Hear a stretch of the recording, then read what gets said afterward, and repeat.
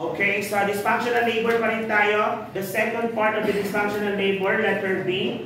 Second part of dysfunctional labor, okay? Kung kanina nasa first stage of labor tayo, ibig sabihin related to cervical dilatation. Ngayon naman is dysfunctional labor.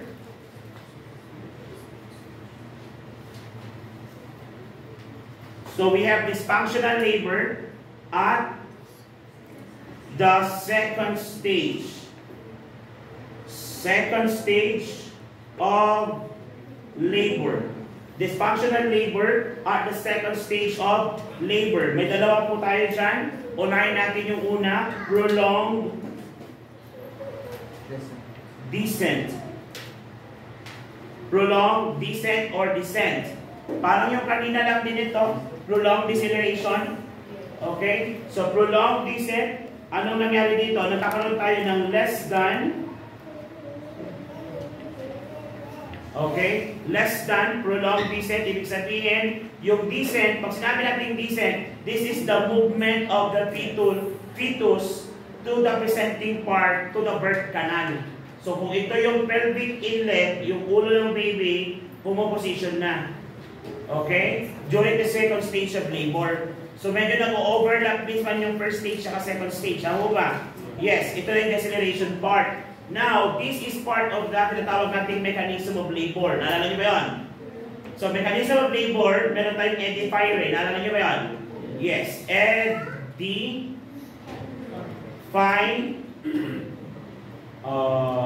E-D-F-I-R. Tama ba? E-E. Tama ba yan? Yes. Ano yung E? Engagement. What is D? Descent. Ayan, nandito tayo sa descent na yan. So, engagement, descent, ano yung F? Mechanism of labor. This is your mechanism of labor. Lagay mo dyan. Mechanism of labor.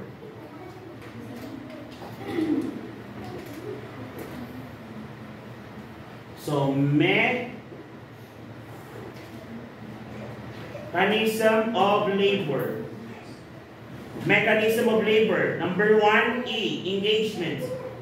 Number 1, E, engagement. Number 2, D, descent. F, flexion. I, internal rotation. Internal rotation. So, yun na. Internal rotation. E, extension. Then, external rotation. Ulitin natin yan. Ed-fire.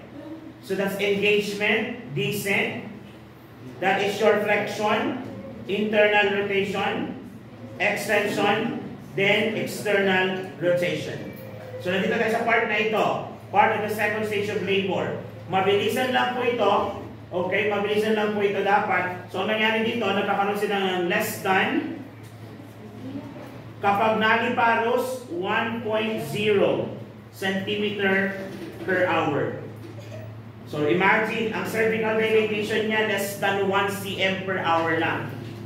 Okay, per hour. And for your multiparous, less than 2.0 cm per hour. Mabagal ba yan? Yes. Okay, per hour po, mabagal po yan.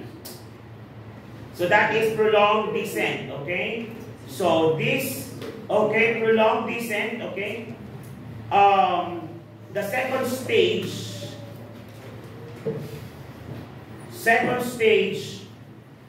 of labor could last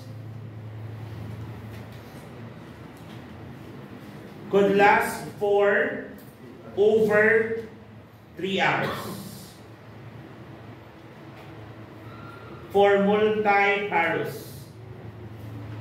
And that is too long.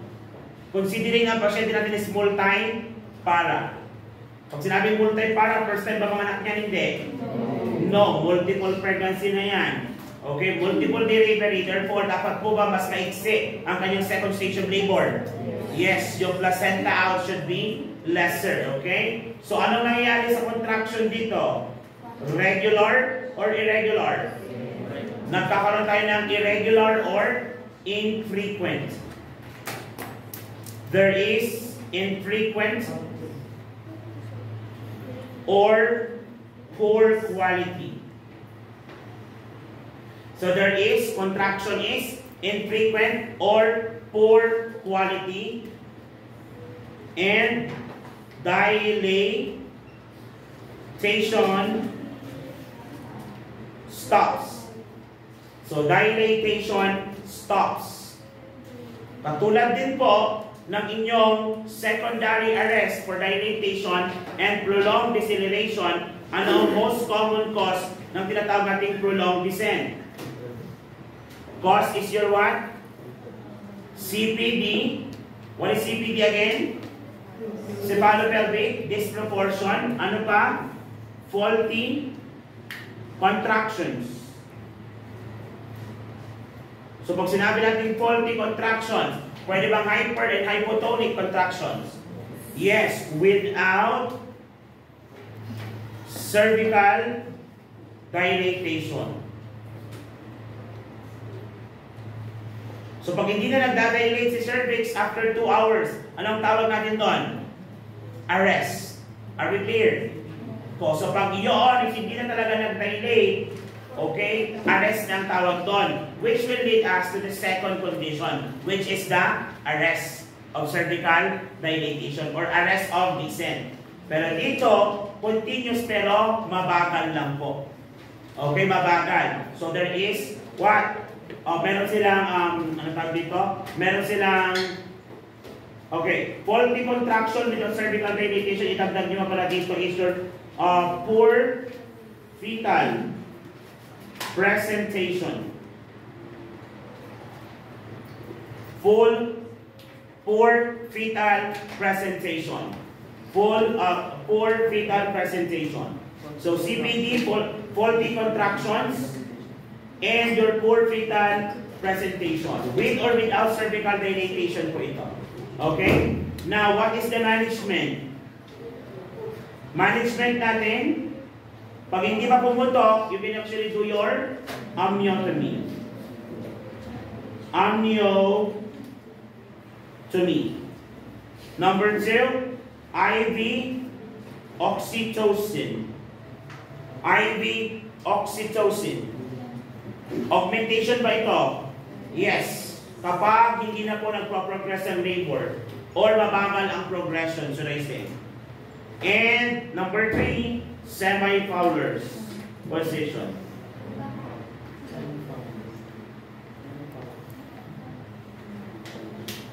Semi-Fowler's position. Pwede bang squatting? Okay, pwede kang mag-squatting o kaya kneeling. Squatting or kneeling. Squatting or kneeling.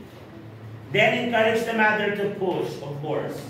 So pag sinabi encourage the mother to push, okay, pwedeng healthcare provider ang mag-advise niyan, or in some cases, pwede ngayong dula or duwala in some words. Pag sinabi natin dula or duwala, these are your what? These are your non-healthcare provider pregnancy supporter. So, pwede kang mag-hire ng professional dula. Ano gagawin nila? Kung sa atin, di pa sa inyo, okay, nursing student na kayo, so consider kayo healthcare provider, ano lang yung sinasabi kay mother? Mother, push. Yan. Ito na mga dula, ginagawa din nila yon. Kasama mga dula kadalasan, kasama sila during the start pa lang ng pregnancy. Okay. Siya yung nagpo-convince, o sige, dapat kumain ka ng masustansya, kainin mo ito, okay, kailangan naglalakad-lakad din tayo. Sinasama niya maglakad. So ang dula, it's either babae o lalaki. Depende kung anong choice ng babaeng manganganak. Okay? So may dula naman na sana, di ba, dapat yung asawa, kadalasan is or source of stress ng asawa yung ng babae yung asawa, kaya hindi nila binibiling dula. Okay? Kaya minsan nag-hire talaga sila ng professional dula. Okay? Dula or duwala. Natawag. So that is your prolonged descent. Okay? Prolonged descent. Punta na tayo sa pangalawa. Under the second stage of labor, yung tinatawag nating arrest of descent. Pag sinabi nating prolonged descent, still, there is cervical dilatation, pero very slow progressing. Pag sinabi nating arrest descent, there is no descent occurred.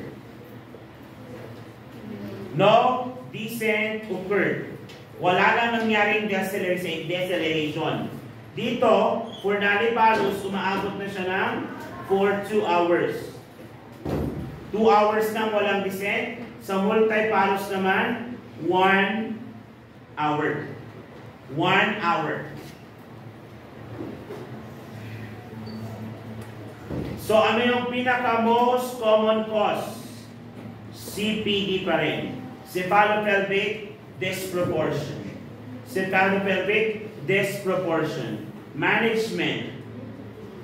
Management tayo. Number 1. If no contraindication to NSD. Pag wala naman contraindication sa NSD, pwede tayong mag-NSD. So kapag walang contraindication, ano yung mga contraindication for NSD sa mga pasyenteng may arrest of dilatation? For example, meron siyang preeclampsia or eclampsia, or yung gestational conditions. Ano yung mga gestational conditions natin? Chronic hypertension, diabetes, what else? Prolonged rupture of the membrane or the premature rupture of membrane. Yon. Kung wala naman siya ng mga condition na yon, then we can push with normal spontaneous delivery. Ang gagawin mo lang po dyan, magbibigay ka ng augmentation. Ano yung mga augmentation mo, sir? Magbibigay tayo ng oxytocin or pitocin. Okay? To assist labor. To assist labor. Pero, pag hindi naman kaya or by contraindicated, we will go with cesarean section. Okay? Most common. Most common pa rin na ginagamit natin to address the problem is your cesarean section. Cesarean section. So what are the possible nursing diagnoses? Ang nursing diagnosis na ito ay pwede sa mga prolonged descent, arrest of descent, prolonged first stage of labor. Pwede siya sa lahat. Okay? Number 1, basta humaba ang pagle-labor, pwede po ang nursing diagnosis na alin? Fatigue. Okay? And anxiety. Fatigue and anxiety. Okay? Related to what? Related to prolonged labor. So fatigue and anxiety related to prolonged labor. Next, risk for fluid volume overload or deficit? Okay, so risk for fluid volume deficit. Or risk for deficient fluid volume, okay? Related to length. Related to length and work of labor. Related to length and work of labor. Kaya nga kung mapapansin nyo, kadalasan ng ating treatment focuses on the what? Saan focus? Hydrating the patient. Tama ba? Are we clear? Yes. Okay, do you have any question? Do you have any question? Wala. Walang tanong?